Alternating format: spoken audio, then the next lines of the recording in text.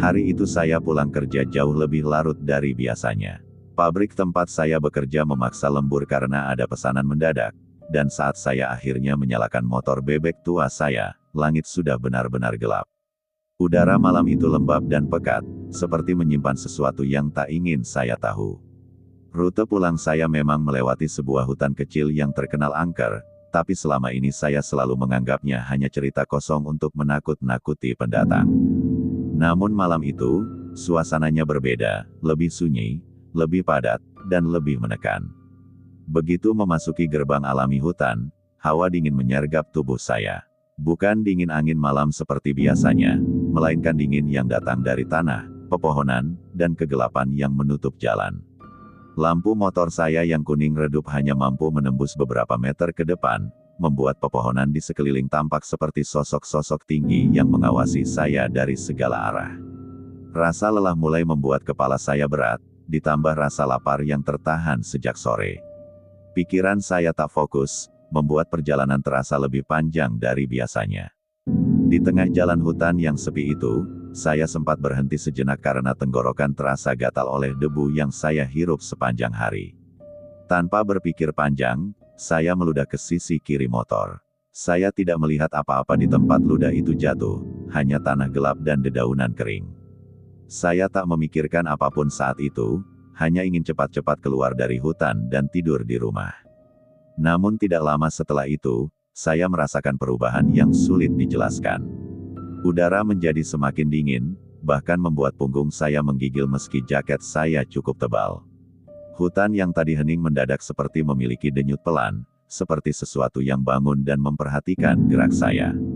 Motor saya berjalan stabil, tetapi rasa tidak nyaman mulai merayap masuk ke tubuh saya, membuat saya terus menoleh ke cermin spion. Di dalam cermin itu, untuk sesaat saya melihat sesuatu yang tidak seharusnya ada. Seperti siluet seseorang berdiri di tengah jalan, walau ketika saya menoleh langsung, tidak ada apa-apa. Jantung saya berdegup lebih cepat, dan insting saya berkata sesuatu tidak beres sejak saya berhenti dan meludah di kawasan hutan ini. Namun saat itu, saya belum memahami betapa besar kesalahan yang sudah saya lakukan. Saya terus memacu motor perlahan, berusaha menjaga kecepatan agar tidak terpeleset di jalan tanah yang licin. Namun dalam keheningan yang menyesakkan itu, saya mulai mendengar suara yang tidak bisa saya abaikan. Suara itu terdengar seperti langkah kaki menyeret dari kejauhan, tapi anehnya mengikuti ritme motor saya. Setiap saya mempercepat motor, suara itu ikut cepat. Setiap saya memperlambat, suara itu juga melambat. Seolah-olah sesuatu sedang mengikuti saya dari belakang dengan sabar. Saya mencoba menenangkan diri dan menganggapnya hanya efek dari suara mesin motor yang mulai tua. Namun suara itu terlalu jelas, terlalu ritmis, dan terlalu hidup. Saya merasakan bulu kuduk saya berdiri ketika suara itu terdengar semakin dekat. Perasaan seolah ada yang membuntuti membuat tangan saya berkeringat meski udara sangat dingin. Saya mulai merasa seolah hutan itu menutup dan menahan saya, tidak mengizinkan saya keluar. Ketika saya melirik ke spion lagi, saya melihat bayangan hitam itu semakin dekat. Kali ini bentuknya lebih jelas, tinggi, kurus, dan memanjang seperti tubuh manusia tetapi tidak sepenuhnya manusia. Kakinya seolah tidak menapak tanah, melainkan terangkat sedikit dan menyeret seperti kain panjang yang dipenuhi tanah. Saya tercekat, merasa udara berhenti mengalir dari paru-paru saya. Namun begitu saya menoleh ke belakang, jalan kosong seperti sebelumnya. Ketakutan mulai menguasai tubuh saya. Saya sadar sesuatu memang sedang memperhatikan saya, sesuatu yang tidak terlihat jelas oleh mata telanjang, tetapi nyata dan dekat. Saya meraih pegangan motor lebih erat, berharap bisa segera keluar dari jalur hutan itu. Namun semakin saya mengemudi, semakin panjang rasanya jalan tersebut. Seperti hutan itu menahan saya agar tidak keluar dari wilayahnya. Rasa menyesal mulai muncul tanpa alasan jelas, seperti bisikan yang memaksa masuk ke kepala saya. Baru ketika saya mengingat kembali momen saya meludah sembarangan di tanah tadi, rasa takut itu berubah menjadi panik. Seolah tindakan kecil itu telah membangunkan sesuatu yang tak boleh saya sentuh. Sesuatu yang tak ingin dilecehkan di tanah kekuasaannya. Semakin dalam saya memasuki jalur hutan itu, Udara yang sebelumnya dingin berubah menjadi lembab dan ditambah aroma yang sangat menyengat. Bau itu tidak seperti bangkai binatang biasa, melainkan campuran antara tanah basah yang busuk, darah lama, dan sesuatu yang seperti rambut basah yang sudah terlalu lama tidak disentuh air bersih. Bau itu datang begitu saja, tiba-tiba memenuhi helm saya sampai membuat saya mual. Saya menyadari bau itu tidak berasal dari hutan, melainkan dari belakang saya, seolah sesuatu mengikuti dan menempel pada punggung motor. Saya berusaha bernapas melalui mulut, tetapi udara terasa berat dan membuat dada saya sesak. Bau busuk itu semakin pekat dan seolah merayap masuk ke dalam hidung saya, memaksa saya untuk memperhatikan kehadirannya. Dalam hati saya mulai merutuki diri sendiri, karena tiba-tiba saya teringat pada cerita lama yang pernah saya dengar tentang makhluk-makhluk kerajaan penunggu hutan yang sangat sensitif terhadap tindakan tidak sopan, termasuk meludah sembarangan. Cerita itu dulu saya anggap sebagai mitos untuk menakut-nakuti, namun malam itu semua berubah menjadi sesuatu yang sangat nyata. Tanpa saya sadari, tangan saya sedikit bergetar ketika memegang setang motor. Saya mencoba mempercepat laju motor, tetapi suara knalpot justru seperti tenggelam dalam tekanan udara yang semakin berat. Seolah suara mesin dipaksa meredam agar saya bisa mendengar sesuatu yang lebih penting. Dari arah belakang, saya merasa seperti ada hembusan napas panjang yang tidak wajar, napas yang terlalu dalam, terlalu lambat, dan terlalu dekat. Dalam rasa panik yang semakin naik, saya tidak berani menoleh ke belakang lagi. Setiap detik terasa sangat panjang, dan kepala saya seakan ditekan dengan beban yang tidak terlihat. Saya merasakan sesuatu melintas sangat dekat di belakang tubuh saya, seperti rambut panjang yang tersapu angin malam menyentuh bagian belakang jaket saya. Bulu kuduk saya sontak berdiri, dan rasa dingin yang sangat tajam menusuk tulang belakang. Ketika saya menoleh sedikit ke spion, saya melihat sesuatu yang membuat jantung saya hampir berhenti. Di belakang saya, tepat di ujung cahaya lampu motor, terlihat sebuah wajah pucat seperti tanah liat basah, tanpa mata, tanpa bibir, dan seolah baru saja dibentuk dengan tangan kasar. Wajah itu mendekat perlahan, hanya berjarak beberapa meter dari saya. Saya langsung memalingkan wajah dan memfokuskan diri untuk tetap mengemudi, berharap jalan keluar dari hutan itu segera muncul. Namun gelapnya tidak berubah, jalan itu seperti tidak ada ujungnya. Saat motor saya melaju dengan penuh ketakutan, saya merasakan sesuatu mulai berubah pada jalur tanah yang saya lewati. Permukaannya terasa lebih lembut, seolah bukan tanah padat yang biasa saya lewati, melainkan seperti pasir yang licin dan bergerak perlahan. Motor saya mulai oleng beberapa kali, membuat saya hampir kehilangan kendali. Saya mencoba memastikan apakah itu hanya lumpur, namun setiap kali roda belakang bergerak, terasa seperti ada sesuatu yang menarik dari bawah. Saya semakin panik ketika melihat pepohonan di sisi kanan dan kiri jalan tampak bergerak pelan. Bukan karena angin, melainkan seperti tubuh mereka sendiri bergeser mendekat. Sebagian batang pohon terlihat miring ke arah jalan, seolah ingin menutup jalur dan mencegah saya keluar. Saya merasa seolah berada di dalam perut makhluk besar, yang menelan saya perlahan. Saya mulai sulit membedakan antara getaran mesin motor dan getaran tanah di bawah roda. Di tengah kekalutan itu, bayangan hitam besar tiba-tiba melintas di samping kiri saya dengan kecepatan yang mustahil dilakukan manusia. Bayangan itu panjang, tidak memiliki bentuk tertentu, dan bergerak seperti kabut hitam yang berat. Ia melintasi jalur saya lalu lenyap di semak-semak tanpa suara. Namun tidak lama kemudian, bayangan lain muncul dari sisi kanan, bergerak sama cepat dan sama tak beraturan, membuat saya merasa dikelilingi oleh sesuatu yang tidak ingin menampakkan bentuk aslinya. Saya mulai menyadari bahwa bayangan-bayangan itu bukan hanya lewat, tetapi sedang mengitari saya, semakin dekat dan semakin agresif. Udara menjadi lebih pekat, terasa seperti ada puluhan pasang mata memandangi saya dari segala arah. Saya bisa merasakan keberadaan mereka meski tidak dapat melihatnya dengan jelas.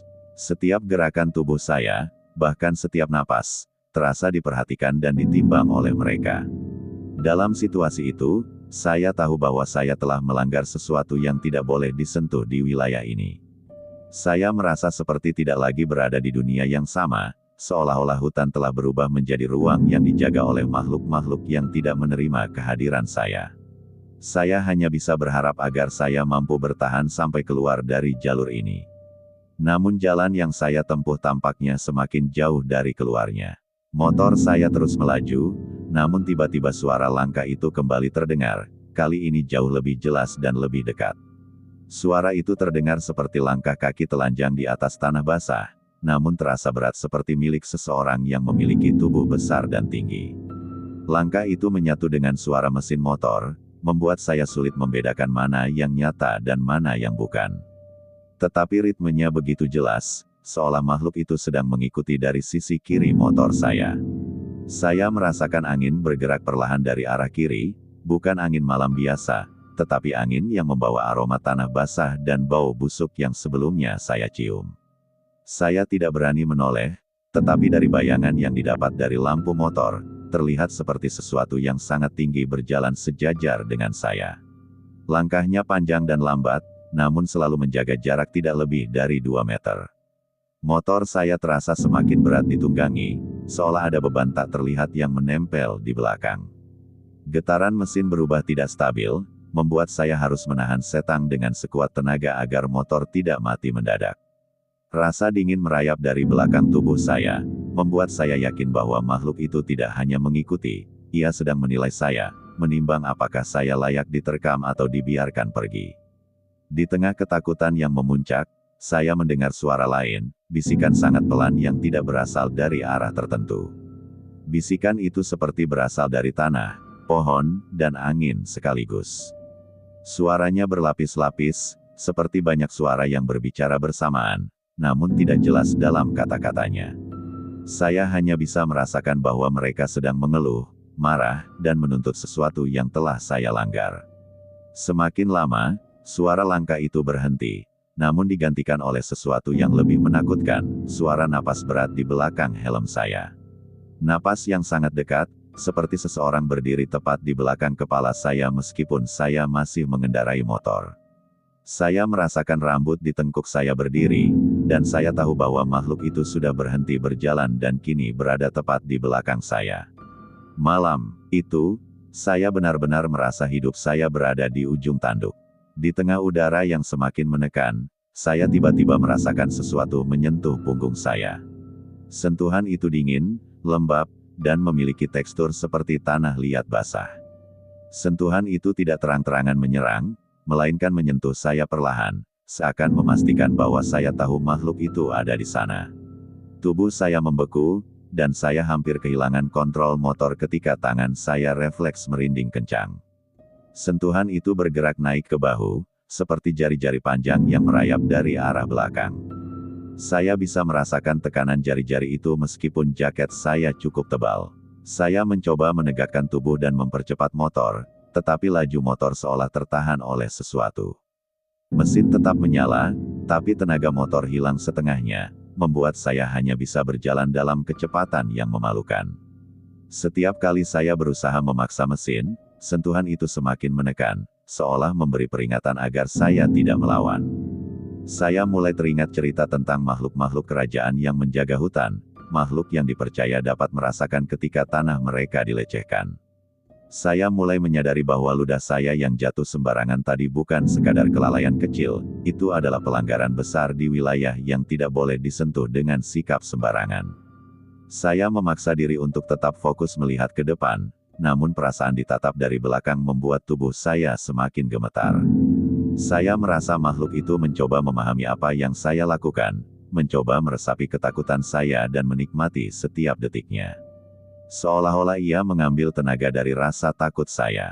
Rasanya seperti berada di hadapan sesuatu yang sudah ada jauh sebelum manusia ada. Kemudian sentuhan itu menghilang secara tiba-tiba, membuat saya tersentak dan hampir kehilangan keseimbangan. Namun rasa lega itu tidak bertahan lama, karena saya merasakan angin menyapu keras dari arah kanan, seperti sesuatu bergerak sangat cepat di dekat tubuh saya. Makhluk itu belum pergi, ia hanya berubah posisi, mencari celah lain untuk menghantui saya. Hutan itu terasa semakin hidup dan semakin mengancam. Ketika saya mencoba mempertahankan kendali, saya menyadari sesuatu yang sangat aneh. Jalan yang saya lalui tidak lagi sama seperti biasanya. Jalur tanah yang seharusnya lurus mulai tampak berbelok ke arah yang tidak pernah saya lihat sebelumnya. Lampu motor saya menyorot pepohonan yang belum pernah ada di kanan kiri jalur. Pohon-pohon itu tampak lebih besar, lebih tua, dan batangnya dipenuhi ukiran-ukiran aneh yang tampak seperti simbol-simbol asing. Rasa panik semakin bertambah ketika saya menyadari bahwa seharusnya saya sudah hampir keluar dari hutan, namun tidak ada tanda-tanda jalan raya atau rumah warga. Seolah-olah saya dipaksa masuk ke jalur lain yang tidak pernah saya ketahui keberadaannya. Saya mulai merasa seperti berjalan di dunia yang berbeda, dunia yang hanya muncul ketika makhluk penjaga hutan ingin menunjukkan taringnya. Terlebih lagi, udara berubah lebih pekat dan lebih berat. Saya merasa setiap tarikan napas akan membawa beban, seolah udara itu sendiri tidak mengizinkan saya bernapas bebas. Daun-daun di atas bergerak pelan tanpa angin, seperti sedang mengintip saya dari antara ranting. Saya merasakan getaran halus dari bawah tanah, seolah ada sesuatu besar di bawah sana yang perlahan bangkit ke permukaan. Saya mencoba mengingat-ingat rute yang biasa saya lewati, namun semua tampak samar dalam pikiran saya. Jalan yang ada di depan saya saat ini seperti labirin yang berubah-ubah. Saya sadar bahwa makhluk itu tidak hanya mengganggu saya secara fisik, tetapi juga memainkan persepsi saya, membuat saya kehilangan arah agar semakin tersesat di wilayahnya. Dalam keputusasaan, saya hanya bisa melanjutkan perjalanan ke manapun jalan itu menuntun. Namun setiap meter yang saya tempuh membuat saya semakin yakin bahwa hutan ini bukan sekadar tempat biasa. Ini adalah wilayah kerajaan gaib yang memiliki struktur dan aturan yang tidak dapat dipahami manusia. Dan saya telah melanggar aturan itu dengan cara paling bodoh. Ketika saya melaju pelan di jalur yang terasa semakin asing, saya melihat sesuatu dari sudut mata kanan saya. Pada awalnya saya mengira itu hanya bayangan pohon, tetapi lama-kelamaan bentuknya menjadi lebih jelas. Ada sosok tinggi berdiri di antara pepohonan kanan jalan, tubuhnya menghadap ke arah saya. Sosok itu tidak bergerak, tidak bernapas, dan tidak memiliki bentuk yang dapat saya definisikan dengan pasti. Namun aura kehadirannya menyergap saya seperti angin dingin yang memotong tulang. Sosok itu tampak memiliki rambut yang sangat panjang dan menjuntai hingga tanah, menutupi sebagian besar wajahnya. Tubuhnya kurus, terlalu kurus, seolah kulitnya hanya menempel tipis di tulang-tulangnya. Saya tidak bisa melihat matanya, tetapi saya bisa merasakan ia sedang menatap saya dengan intensitas yang tidak manusiawi. Tatapan itu seperti menusuk kepala saya, membuat saya merasa tubuh saya semakin lemah. Ketika motor saya mendekat, sosok itu tiba-tiba bergerak. Bukan berjalan, bukan melangkah, tetapi menggeser tubuhnya secara perlahan tanpa menggerakkan kaki. Seolah meluncur di atas tanah. Gerakannya sangat halus tetapi juga sangat tidak wajar. Saya merasa nadi saya berdetak lebih cepat, dan otak saya seakan memaksa saya untuk tidak melihat lebih lama. Namun rasa penasaran dan teror membuat saya melirik sekali lagi, dan kali ini sosok itu sudah jauh lebih dekat. Hanya berjarak beberapa meter dari tepi jalan. Rambut panjangnya bergerak pelan seperti tertiup angin, padahal udara sekitar benar-benar hening. Hanya satu hal yang membuat saya yakin bahwa makhluk itu bukan manusia, tubuhnya terlalu tinggi, hampir mencapai 2 kali tinggi saya ketika duduk di atas motor. Saya mempercepat motor dengan panik, meskipun jalan di depan gelap dan tidak saya kenal. Namun dalam detik-detik terakhir sebelum sosok itu menghilang dari pandangan, saya merasakan seolah makhluk itu memiliki keinginan untuk mendekat lebih jauh, untuk menyentuh, atau bahkan mengambil sesuatu dari diri saya. Dan saya semakin yakin bahwa makhluk itu bukanlah satu-satunya penghuni hutan ini yang mengawasi saya. Setelah melarikan diri dari sosok itu, saya mulai merasakan sesuatu yang lebih aneh. Saya melihat jam tangan saya sekilas, dan jarum detik tampak seperti bergerak lebih lambat dari biasanya. Waktu terasa seolah berhenti. Saya merasa sudah mengendarai motor selama hampir setengah jam sejak kejadian pertama, tetapi hutan masih sama gelapnya, sama panjangnya, dan sama menakutkannya. Tidak ada perubahan cahaya, tidak ada tanda-tanda malam akan bergeser. Udara di sekitar saya seperti membeku, membuat semua suara lenyap kecuali napas saya sendiri yang terdengar berat dan terburu. Semakin saya memperhatikan, semakin saya menyadari bahwa suara malam, serangga, angin, daun jatuh, semua menghilang. Hutan menjadi sunyi absolut, sunyi yang tidak pernah terjadi secara alami. Sunyi yang hanya ada ketika batas antara dunia manusia dan dunia lain menipis. Saya mulai merasakan sesuatu yang lebih menyeramkan. Bayangan di sisi jalan mulai memanjang, meski tidak ada cahaya yang berubah.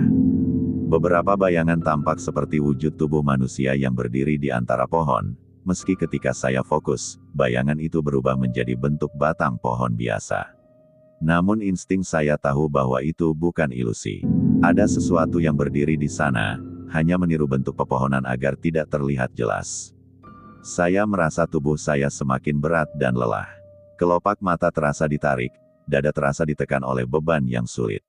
Dijelaskan, seolah hutan itu mencoba membuat saya tertidur di tengah perjalanan. Saya menepuk pipi saya sendiri beberapa kali, memaksa diri saya tetap terjaga. Saya mulai menyadari mekanisme hutan itu, membuat korban tersesat, kelelahan, lalu ditarik semakin dalam hingga tidak kembali. Dalam keputusasaan itu, saya sadar bahwa saya tidak bisa lagi mengandalkan arah atau insting biasa. Saya hanya bisa berharap ada sesuatu yang memutus rantai mimpi buruk ini. Namun pikiran itu terhenti ketika dari arah belakang saya mendengar suara gemerisik halus, seperti seseorang berjalan perlahan di atas dedaunan kering. Langkah itu kembali, namun kali ini ritmenya berbeda, lebih berat, dan lebih dekat dari sebelumnya. Saya mencoba mempertahankan kecepatan motor, tetapi suara langkah itu semakin intens.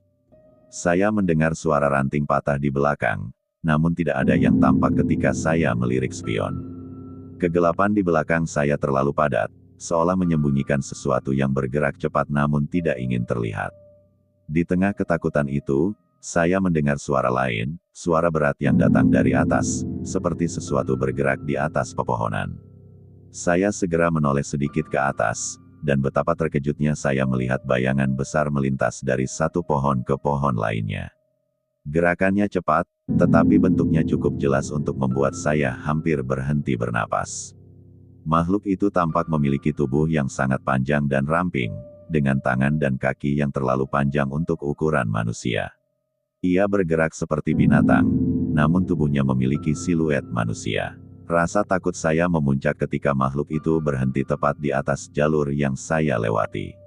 Saya bisa mendengar napasnya yang berat dari atas, napas yang dalam dan lambat. Saya merasa seperti tikus yang berlari di bawah predator yang menunggu waktu tepat untuk menerkam. Saya memaksa motor untuk berjalan secepat mungkin, meskipun jalan semakin gelap dan sulit diprediksi. Saya tidak berani melihat ke atas lagi, namun suara ranting yang patah setiap beberapa detik memberitahu saya bahwa makhluk itu mengikuti gerakan saya dengan sangat dekat. Saya merasa seperti kapan saja makhluk itu bisa turun dan meraih saya. Tubuh saya dingin, tangan saya keringat, dan pikiran saya kacau. Saya sadar bahwa saya berada dalam bahaya yang tidak dapat saya lawan. Namun ketika makhluk itu hampir terasa semakin dekat, tiba-tiba suara lain muncul dari kejauhan, suara seperti aliran air kecil. Saya tahu bahwa jika benar itu aliran sungai di ujung hutan, maka saya sudah semakin dekat ke tepi wilayah mereka. Dengan sisa tenaga dan keberanian yang ada, saya memaksa motor untuk terus melaju ke arah suara itu, berharap itu adalah jalan keluar dari mimpi buruk ini. Saya akhirnya melihat kilauan air dari kejauhan, memantulkan cahaya redup dari lampu motor saya. Rasanya seperti menemukan harapan di tengah gelap yang menelan. Sungai kecil itu menandakan bahwa saya sudah hampir sampai di batas hutan. Namun semakin dekat saya menuju sungai, rasa tidak enak di tubuh saya justru semakin kuat, seolah makhluk-makhluk yang mengikuti saya tidak ingin saya keluar dari batas wilayah mereka. Saya bisa merasakan ketegangan yang aneh di udara. Suara makhluk di atas pepohonan semakin intens. Langkah-langkah tak terlihat di belakang saya semakin cepat. Hutan terasa bergetar, seolah seluruh penghuni gaibnya sedang menyadari bahwa saya mencoba kabur dan mereka tidak menyukainya. Saya merasakan tekanan kuat di dada saya, seperti ada tangan besar yang berusaha menahan saya tetap berada di wilayah mereka. Namun saya terus memaksa motor untuk berjalan, meski tubuh saya mulai terasa lemah. Ketika saya hampir mencapai sungai, saya tiba-tiba merasakan dorongan kuat dari arah belakang, bukan dorongan fisik, tapi seperti energi besar yang mencoba menarik saya kembali. Seluruh tubuh saya merinding hebat, seolah garis batas antara hidup dan mati ada tepat di depan saya. Meski kepala saya terasa berat, saya tetap memaksa diri untuk melaju. Ketika ban depan motor saya akhirnya menyentuh tepian tanah di dekat sungai, saya merasakan hembusan angin keras dari arah belakang. Suara makhluk-makhluk itu berhenti secara mendadak, digantikan oleh keheningan yang membuat telinga saya berdenging. Seolah mereka berhenti mengejar karena saya telah menyentuh batas yang tidak bisa mereka lampaui. Saya memberanikan diri menoleh ke belakang, dan meskipun tidak ada wujud fisik yang terlihat, aura gelap yang sangat kuat terasa jelas dari dalam hutan. Saya bisa merasakan tatapan mereka yang marah dan tidak rela. Saya sadar bahwa saya hampir saja tidak kembali malam itu. Namun sungai itu menjadi batas alami wilayah mereka, wilayah yang tidak bisa mereka langkahi. Dan itu menyelamatkan nyawa saya malam itu. Setelah melewati sungai kecil itu, udara di sekitar saya berubah drastis. Beban di dada saya mulai hilang, suara malam kembali muncul secara perlahan, dan jalan di depan tampak normal kembali. Saya merasa seperti terlepas dari genggaman yang menahan saya sejak pertama kali memasuki hutan. Namun rasa ketakutan itu masih menempel kuat di tubuh saya, membuat tangan saya tetap gemetar saat memegang setang motor. Saya terus mengemudi hingga menemukan jalan aspal utama yang biasanya saya lewati. Tidak ada lagi pohon-pohon besar yang bergerak, tidak ada lagi bayangan yang mengintai, dan tidak ada suara langkah yang mengikuti dari belakang. Namun meski saya tahu saya sudah berada di luar wilayah mereka, rasa was-was itu tidak hilang. Saya merasa seolah makhluk-makhluk itu masih memperhatikan saya dari kejauhan, memastikan saya benar-benar pergi. Ketika saya akhirnya melihat lampu-lampu rumah warga dari kejauhan, perasaan lega mulai mengalir, namun digantikan oleh rasa berat di kepala. Mungkin karena ketegangan yang saya alami terlalu lama, tubuh saya mulai terasa sangat letih. Saya hampir tidak bisa merasakan tangan saya sendiri. Bahkan suara mesin motor pun terdengar seperti gema jauh di telinga saya. Sesampainya di dekat perkampungan, saya berhenti sejenak untuk mengatur napas. Namun saat saya menengok ke arah hutan, saya melihat sesuatu yang membuat tubuh saya kembali merinding. Di antara pepohonan gelap di kejauhan, saya melihat siluet tinggi berdiri di tepi batas hutan, hanya diam menghadap ke arah saya. Meski tidak bergerak, saya tahu makhluk itu menatap saya sebagai peringatan. Saya segera menggerakkan motor dan pulang ke rumah tanpa menoleh lagi. Malam itu, meski saya sudah selamat, pikiran saya terus dipenuhi bayang-bayang hutan yang seolah masih memanggil saya. Saya tahu satu hal, saya tidak boleh melewati jalur itu lagi, tidak peduli seberapa cepat rute itu membawa saya pulang. Ketika saya sampai rumah, tubuh saya terasa seperti diperas habis. Saya meletakkan motor di garasi kecil, masuk ke rumah, dan langsung menuju kamar. Namun meskipun badan saya sangat lelah, mata saya tidak bisa terpejam. Setiap kali saya mencoba tidur, saya merasakan bayangan-bayangan dari hutan itu kembali hadir di kepala saya. Aroma busuk tanah basah masih seperti tercium dari pakaian saya. Saya berbaring di kasur sambil menatap langit-langit, mencoba meyakinkan diri bahwa saya sudah jauh dari hutan. Namun rasa was-was terus menghantui. Saya merasa seolah masih ada sesuatu yang mengikuti saya pulang, meski saya tahu secara logis bahwa makhluk-makhluk itu tidak bisa keluar dari wilayah mereka. Namun trauma malam itu terlalu dalam untuk saya abaikan begitu saja. Setiap kali saya memejamkan mata, saya melihat wajah pucat tanpa mata itu muncul mendekat dari kegelapan. Saya melihat bayangan panjang yang mengikuti. Motor, suara langkah berat di belakang, dan makhluk yang melompat dari satu pohon ke pohon lain. Semua itu tertanam kuat dalam pikiran saya. Malam itu, saya tidak tidur sama sekali. Ketika fajar tiba dan cahaya matahari mulai masuk melalui celah jendela, saya baru merasa sedikit lega. Kengerian malam tampak berkurang saat cahaya hadir, meski rasa takut itu masih ada. Saya duduk di ujung ranjang sambil memegang kepala. Saya sadar bahwa malam itu telah mengubah cara saya memandang dunia. Sekarang, saya percaya bahwa ada sesuatu yang hidup di hutan itu, sesuatu yang tidak ingin diganggu. Saya bertekad untuk tidak menceritakan kejadian itu kepada siapapun. Selain karena takut dianggap berhalusinasi akibat kelelahan, saya juga merasa cerita itu tidak akan pernah bisa ditangkap sepenuhnya oleh pikiran orang yang tidak mengalami sendiri. Malam itu adalah pengalaman yang tidak bisa dijelaskan dengan kata-kata, dan hanya saya yang tahu betapa nyatanya ancaman itu. Hari-hari setelah kejadian itu saya habiskan dengan penuh kewaspadaan. Setiap malam ketika hendak pulang, saya memastikan untuk tidak mengambil jalur hutan itu lagi. Meski rute baru memakan waktu lebih panjang, saya tidak peduli. Saya tidak akan pernah lagi mengambil risiko bertemu makhluk-makhluk itu. Bahkan ketika siang hari dan saya melintas dekat area hutan, dada saya terasa sesak dan tangan saya mulai berkeringat. Saya juga mulai lebih berhati-hati dalam hal-hal kecil yang dulu sering saya abaikan. Saya tidak lagi meludah sembarangan, tidak menendang batu sembarangan, atau membuang sampah di tanah. Pengalaman itu memberi saya pelajaran bahwa alam memiliki penghuninya sendiri, dan ada batas-batas yang tidak boleh dilanggar manusia. Terkadang kesalahan sekecil apapun dapat dianggap sebagai penghinaan oleh makhluk yang lebih tua dan lebih kuat dari kita. Setiap kali saya lewat di dekat sungai kecil yang menjadi batas pelarian saya malam itu, saya merasa seperti suara-suara gaib itu masih mengintip dari balik pepohonan. Meskipun mereka tidak bisa melampaui batas itu, saya merasa mereka masih mengingat saya.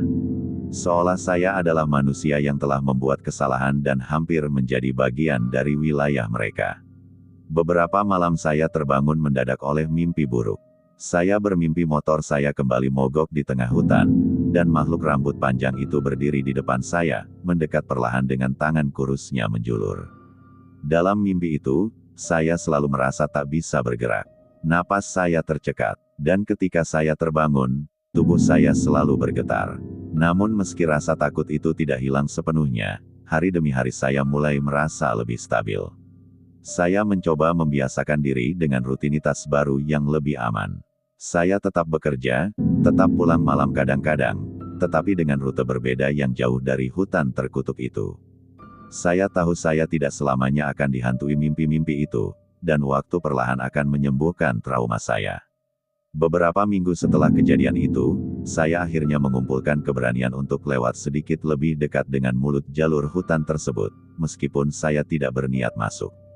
Saya hanya ingin memastikan bahwa jalur itu memang nyata dan saya tidak berhalusinasi malam itu. Dari kejauhan, jalur hutan tampak sama seperti biasanya, gelap, sepi, dan ditutupi pepohonan besar yang menciptakan lorong alami. Namun saat saya melihatnya dari jarak aman, saya merasakan aura yang masih sama. Udara di sekitar jalur itu terasa lebih dingin daripada tempat lain, dan bayangan pepohonan tampak lebih tebal, seolah menyembunyikan sesuatu. Saya hanya berdiri sebentar sebelum merinding hebat, seolah ada yang memperhatikan dari dalam. Saya segera membalik badan dan pergi, tanpa ingin menantang nasib lagi. Dalam perjalanan pulang, saya mengingat kembali seluruh kejadian malam itu. Saya menyadari bahwa alam dan makhluk yang hidup di dalamnya bukan sesuatu yang bisa ditebak atau diremehkan. Saya merenungkan betapa kecil dan rapuhnya manusia ketika memasuki wilayah yang bukan miliknya. Kesalahan kecil yang saya anggap sepele ternyata hampir merenggut nyawa saya. Saya akhirnya membuat janji pada diri sendiri untuk selalu menghormati tempat-tempat yang memiliki kekuatan tak terlihat. Saya tidak akan pernah lagi melewati hutan itu, bahkan pada siang hari sekalipun. Bagi saya, tempat itu bukan sekadar jalur pintas, melainkan wilayah yang memiliki aturan dan penghuninya sendiri. Mereka sudah memberi peringatan, dan saya tidak akan pernah mengulanginya lagi. Meskipun kepanikan dan ketakutan malam itu perlahan memudar, bayangannya akan selalu tinggal bersama saya sebagai pengingat. Pengalaman itu menjadi batas antara ketidaktahuan dan kesadaran saya tentang dunia gaib. Saya selamat malam itu, namun saya tahu bahwa tidak semua orang seberuntung saya. Dan sejak hari itu, saya tak pernah lagi berani meludah sembarangan, terlebih di tempat yang bukan dunia saya.